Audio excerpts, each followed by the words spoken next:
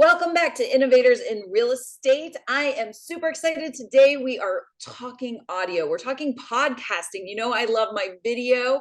I'm Sue Pinky Benson, and I am with Naples Area Board of Realtors. And I am excited to bring to you today my friend and podcasting aficionado. And it's her birthday, although you might not be watching this on her birthday, the fabulous and one and only Barb Betts from California. Say hello, Miss Barb. Hello. I'm so excited to be here. Thank you very much for having me, Miss Sue Pinky Benson. And I'm excited to talk to this part of Florida because, I have some old ties to this area of Florida. So I'm very excited to be here and talk to all of you. Yeah, your son played for my son played for the Tampa Bay Rays for 6 years in their minor league system. So spent a lot of time in PC, as many people call it, in Florida. So just north of you guys. Nice. And now you're in Long Beach, California. I am in Long Beach, California. Yep. I always say we are sandwiched right in between LA and Orange County. I always say halfway to LAX, halfway to Disneyland. So when people don't know where Long Beach is, that's where we're at.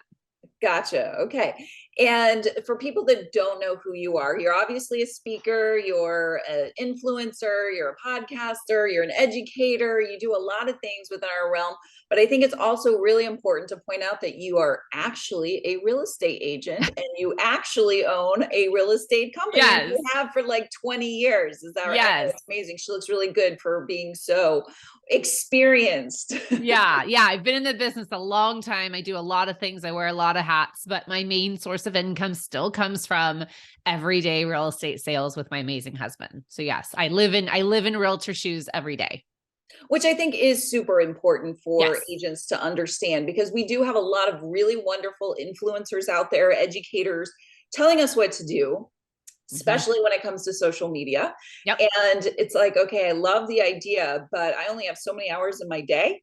And, spending 3 of it creating, let's say, a reel or a TikTok video can be very daunting and overwhelming. So I like to talk to people that are in there and know what we're talking about. And you do a great job with your Instagram stories. I always find them engaging and storytelling, which is, I think, a key component of stories. Very important. Yeah. As much as I grow in the speaking and training side of real estate, which is what I really do love to do, I've always had a passion to remain in sales because I do think it keeps you grounded to what's really going on and makes, similar to you, right? You do a lot of teaching on, Instagram and everything else, and it keeps us grounded to what's really going on out there and keeps us relatable to, the realtors that we're the everyday agent is what I like to say. The everyday agent absolutely out there trucking along, trying to get to the next sale and, wants to be bigger, but there are definitely a lot of steps that have to go into the next step.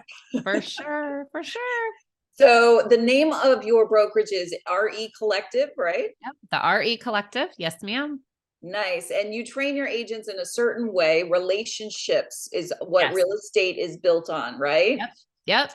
And that leads us into the segue of podcasting, which what is the name of your podcast? Yeah. So my podcast is Real Estate by Relationship, which is something that I kind of coined back in the day when I was when people would ask me, how do you do business? And instead of saying the word referral, which you'll learn from me, I think is way overused and kind of has a stigma about it in our industry, I thought, how do I really do business? Well, I do business by developing relationships with everyone I know, whether it's clients, past clients, community members, or other realtors or people in the industry. It really is relationships. So I do real estate by relationship. And that ended up becoming my tagline for my business for many years.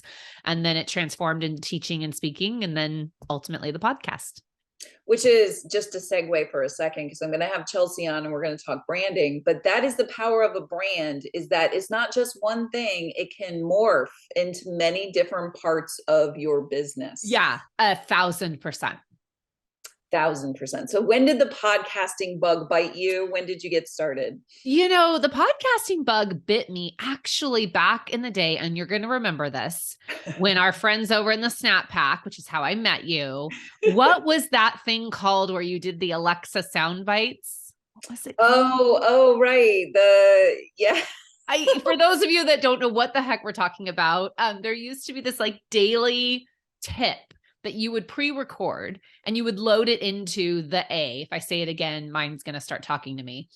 And every day I would subscribe to, Sue's and Jason's and Chelsea's and everybody else. And then you would every morning tell it to play I forget what they were I know, called. what And was it called? it would play these little sound bites that Snippets. were Yeah. marketing tips and social media tips and real estate news. And so when that kind of started to fizzle out, I thought, maybe there's something to be said with all this audible stuff people want to listen to.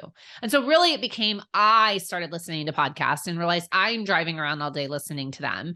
And I kept having people wanting me to teach and train them. And there's only so much time in my day. And I figured, how can I get a larger reach? And when people say, after I step off a stage, you know this very well, people are like, how do I get more of you? It's like, now I can send them to the podcast. So there was just various different reasons I landed on it. And then I realized really how easy and free it is to do, pretty much. And then it just became a habit. Became a habit. Now, I saw you at the NAR conference, and Yep. that was just here in November in Yep. Orlando. And that was actually your topic was, well, one of your topics was talking about podcasting. And I think that the one thing that really stuck out to me, because I've had so many agents say, should I do podcasting? Should I get into it? Here's the thing. I don't want you to feel like you have to do podcasting. It's not a must do for your business.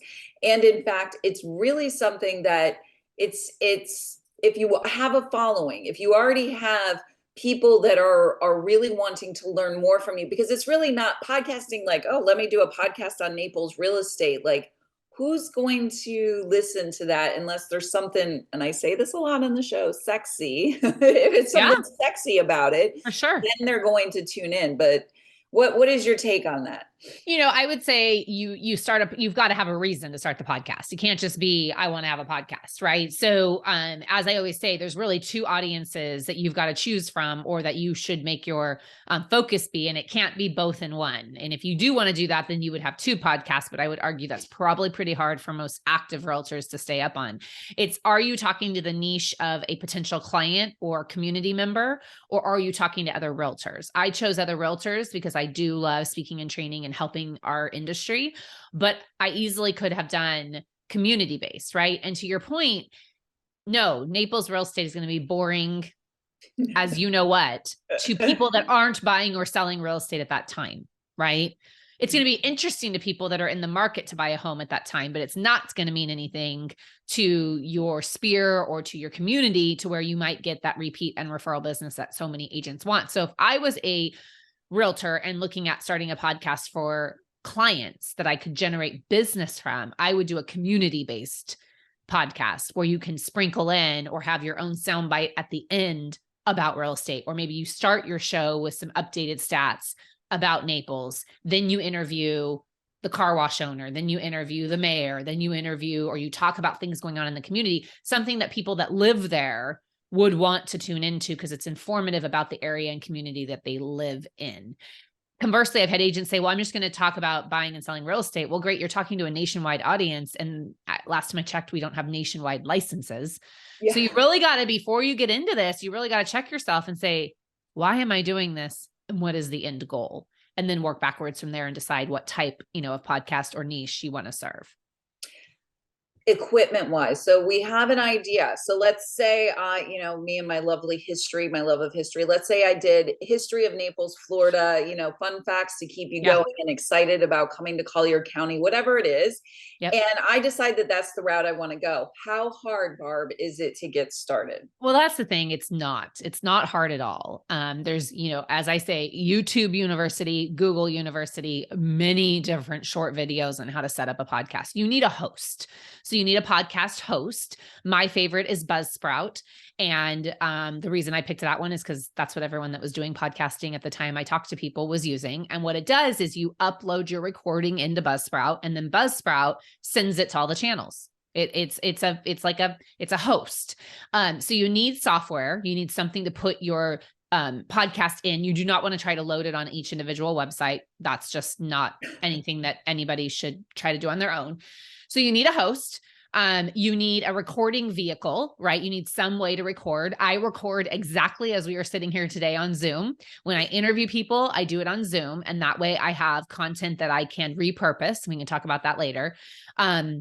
And if I'm just recording my own voice, I still record in Zoom. I just turn the camera off. And the reason why is Zoom does a great job of separating the video and the audio and all the files you need. You don't have to do anything. You just save it to your computer.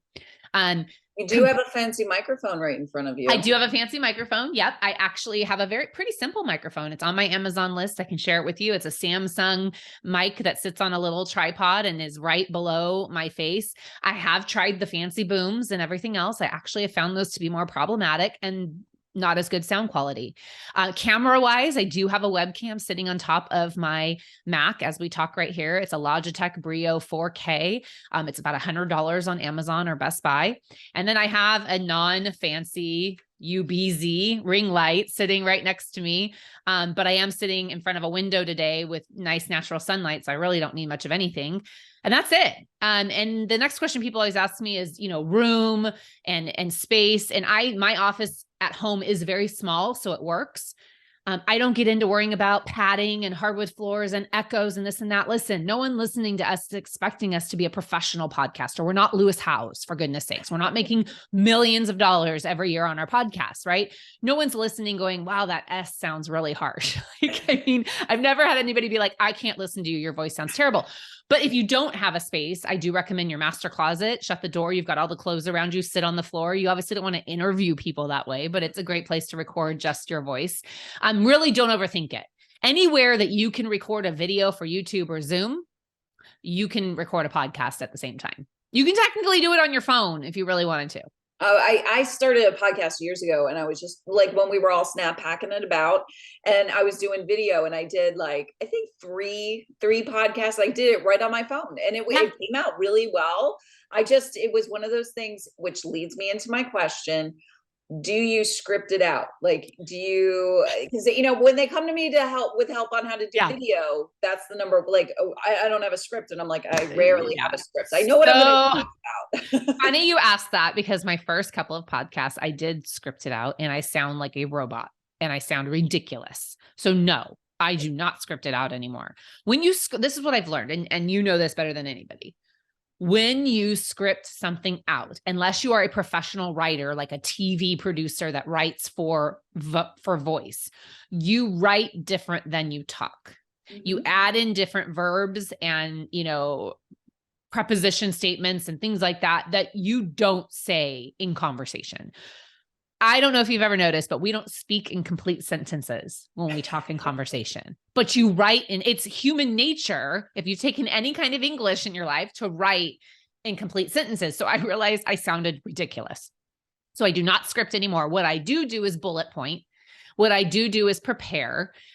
When I'm interviewing somebody, I have all my questions ready to go. Now, sometimes the conversation goes different places, but when I'm recording for myself, I absolutely bullet point. I might add a couple phrases that I want to make sure and say or remember, but I do not script, and I do not recommend it. You will sound like you are reading a book, and that is extremely boring. Unless you're reading a book. Unless you're truly, recording for Audible to read a book. Oh, that would be a fun. We could read a real estate book and get right. Yeah. Yeah. And the other thing that changes, to your point in scripting, and you know this too, the inflection in your voice. Right? The part of being a good podcaster is making sure that you learn how to have inflection in your voice. Now, I naturally do that. That's how I naturally talk. But some people are very monotone when they talk and very peaceful and calm. You're going to have to work on changing the tone of your voice and getting people excited about what you're saying. People like Sue and I just do that naturally for a living, but not everybody does. And so, I always tell people sometimes podcasting isn't for everybody, because there is an art to it. And you have to think like you're on TV or radio, and you're trying to capture that audience that's listening. And I think something else you brought up at the conference was they don't want to just hear you. It does help to have someone you're being interviewing, or even having a co-host to bounce your conversation around and have different viewpoints. Totally agree. And the benefit to all of that, I mentioned it before, we're recording in Zoom right now. We have a video, and your team's going to be able to rip the audio and put it on the podcast. Well, you have the video, so you also are going to be able to take this and put it on Facebook, take it and put it on Instagram. Sometimes my team will chop it up and make a reel out of it. There's a lot of additional content you can create using your podcast as a platform. Okay, so you said that your audience is primarily real estate agents, and Yes. that's who you're going after. So Yep. let's say it was community based. Yep. The agents that I know, the everyday agents going to say, okay, I put my time, energy, and effort into this. Have we seen payoff from this? What's the results? Should I do this or should I try something else? What do you think? What do you say? Yeah. Well, for me personally, yes, ton of results, right? I mean, I do have training programs and different academies and boot camps and a marketing company and a couple of different things. So I do get a lot of business from my podcast because it's awareness and exposure. Conversely, I also get a ton of referrals, obviously from across the United States, because these agents across the United States, I'm helping them, I'm gifting this to them. They don't have to pay for my podcast, right? So they're getting tips and strategies to help their business. And then of course they're constantly hearing me and my voice. And, I don't know about you, but realtors who have time to do a lot of things that you and I do, our businesses are pretty solid at home. Like that's the one thing I say, like my friends that volunteer in the industry, they're some of the best realtors to refer to. Cause it's like, if you can take weeks out of your year to go volunteer and go to conferences and things like we do, you probably have a pretty good business at home, unless you're just independently wealthy, right? We still need real estate sales. I said that at the beginning, but Although we are in Naples, so you never know here. well, that's true. That's true. But if I was an agent looking at it from a community perspective, I would definitely make sure my podcast that you use it as an opportunity. So let's say you want to do the history of Naples. I think that would be awesome, right? There's so many people that would be how much longevity you could get with that and sharing it out with the community. But what I would recommend is at the beginning, there's a pitch about you being, the Naples realtor. Right. And maybe a fun market stat of the week. And then at the end, you remind everybody how to contact you, connect with you, a call to action, go do this, go download this, go get this, right? Something to where you are constantly giving people an opportunity to connect with you further. Super important. But there's no reason a community realtor couldn't take a podcast and monetize it from a perspective of getting incoming business. Get enough downloads and followers. There's also a way to monetize it just from a monetization through Apple and Android and all of that. I don't think most realtors are going to get to that point, but the opportunities are endless with podcasts. You can get sponsors, you can do commercials, you can do all kinds of stuff. Maybe you become the Naples realtor where the dry cleaner wants to drop in a 5-second ad in the middle of your podcast. It's very common. People are very used to hearing a podcast kind of stop in the middle and an ad be stuck in, just like YouTube. So there's lots of opportunity with podcasting. It's just a matter of, what are you passionate about? Like if you're not passionate about it, don't do it. I'm very passionate about talking about how to do business relationally in real estate. Very passionate about it. Don't do it if you're not passionate about it. Don't do it if you're not going to be consistent enough. I have been inconsistent at times, and now I'm back being consistent again. And don't do it if you don't have an end goal in mind. Don't just do it to do it. I'd rather see you out knocking doors, which I hate like the plague, but I'd rather see you out knocking doors and doing something that is a little bit more proactive than just sitting around and creating a podcast if you don't have an end goal in mind. Great information, Barb. And I think it's consistency in whatever you're doing. So like I said, I mean, we have some agents here that are still, from like the 1980s, and still they're marketing the way they did that back then, because you know what? It still works for them. It still works for their clients. Yeah. So you have to know who is your client and who is your audience base. And some agents here might say, who listens to podcasts? Because it's maybe not something that they're even privy to, they're like, oh, I'm still listening to the radio. I'm like, I couldn't even tell you a radio station now. Like, I don't know. I'm like, I think there's one on this channel. I have no idea. So Barb, you'll get appreciation to this one, because my husband, he can get into the car and he knows every sports channel, right? So he knows where to go on the dial to get, the Rays game or the Bucks game or what have you. And I'm like, I didn't even know these channels existed. So it really comes down to what you get yourself exposed to. So for those that have not exposed themselves to podcasts, which are a wonderful way to educate yourself while you're in the car, while you're walking, like I walk the lake every day with my dog, and I'm listening to Social Media Marketing World. That is my love. I love that one. Yes. Yeah. And I always learn something, and I come back with like 3 ideas. So my husband's always like, oh Lord, what are your ideas for today? Yep. What podcasts would you say, Barb, are some great ones to look into? Yeah, well, the one you just mentioned, Social Media Marketing World, is amazing. Our good friend Chelsea Pites has one that I love. I love Lewis Howes as just more inspiration. And another one of my favorites is my good friends. I'm a member of Brand Builders Group out of Nashville, and Rory and AJ Vaden have one called the Influential Personal Brand Podcast that is phenomenal. And then there's a bunch of other small ones I couldn't recall necessarily off the top of my head. I listen to mostly sales, social media, and motivation. I listen to a lot of female kind of empowerment, entrepreneur type, individuals that are talking a lot about imposter syndrome and, some of the things that we just deal with every day between the 6 inches between our ears. And I agree with you. The thing I love about podcasts is I can have them on in the background and it's like music to me. And sometimes I'll hear a little side note, pro tip.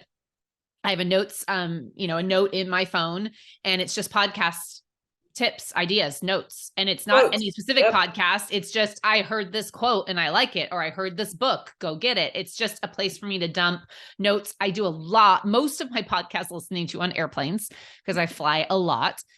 So I listen to that a ton on the airplane and take notes there. So yeah, I mean, the podcast world is endless. And you can go in and you can just search. Yeah, you can just search marketing. You can search dogs. You can search golf. You can search, whatever Sports, you want. Yeah, exactly. Yep. Whatever, like, for example, let's say I wanted to see what other interviews Barb Betts was out there. I could simply go in and type in Barb Betts or Sue Pinky Benson, and you can see the different podcasts that we have been on before in the past. Mm-hmm. So you can find your favorite person. If you wanted Gary Vaynerchuk, you could, he has his own podcast, but then you could also search and find ones that he has been on as well.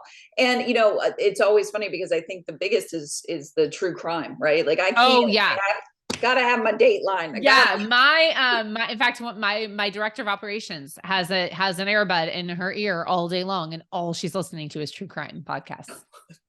So she has a lot of conspiracy theories going on. Her and my husband are, don't get them in a room with each other. So I think that's the whole thing is, don't poo-poo the idea of podcasting. Go and listen, take the time, find a couple. I mean, even NAR has their own podcast now. They have great ones. Yeah. You can get yourself educated on the real estate realm. And here's the thing that I have to say, Barb and I do go to all these conferences, and you're much more involved with NAR than I am. The exposure to understanding what is happening in other markets is crucial to your own market. So don't let your ego get in the way of learning more about what's going on. Like, don't just say, oh, well, I'm in Naples and I only care about what's happening in Naples. These podcasts can open you up to learning about how things are done differently in different areas. For example, just a side story, years ago, I was speaking in Vegas quite frequently. I was out there like, oh my gosh, almost every 6 weeks, I think. And so I was learning a lot about their market. And that's when Zillow had first come with the Zillow offers. Mm-hmm. And I remember coming back to Florida and saying, you guys, Zillow is coming. Yeah. And they all laughed at me, and they're like, you mean Z estimates or Zestimates or whatever you want to call them. And I'm like, no, I'm talking. They're coming. Yeah. They're coming. And so but that's the whole point is, like I often say, a lot of things that happen in California, they happen there first, and then it comes to yes. Oh, yes. Oh, yes. You have no idea how much shenanigans start in California. Yeah, absolutely. And on the shenanigans, let's talk about your shenanigans. How can they find you online?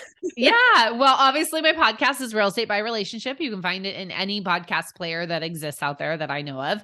Instagram is my jam. So you can find me at Barb Betts. You can find me on Facebook, all the typical spots. I'm pretty hard to not find. And yeah, I love connecting with realtors. It's my favorite thing to do. I constantly am sharing tips and strategies on my stories. And I do share my podcast little sound bites on my Instagram as I launch different ones. And then, just the best thing about podcasting is some of them are short, some of them are long. You can scroll through and find the content you want. That's another thing I love about it is every episode I've ever recorded is in there. So you don't have to listen to the whole thing. It's not, you just find the one you want. It's very much like going to YouTube and looking for a video. The difference is you can't watch a video when you drive. You can't watch a video typically very well when you're on airplanes, right? So it's a really good way. It's a mobile university is really what it is. That's the way I view it is. I'm driving around all day learning. Well, and on the university note, people that want to know more about your academy, they can go to barbbetts.com, Yes, they can go to correct? barbets.com. They can go over to Instagram. I'm launching it in January of 2023 again, a new group of members. I don't like to call them students because they're truly members. Yeah, that's all starting in January.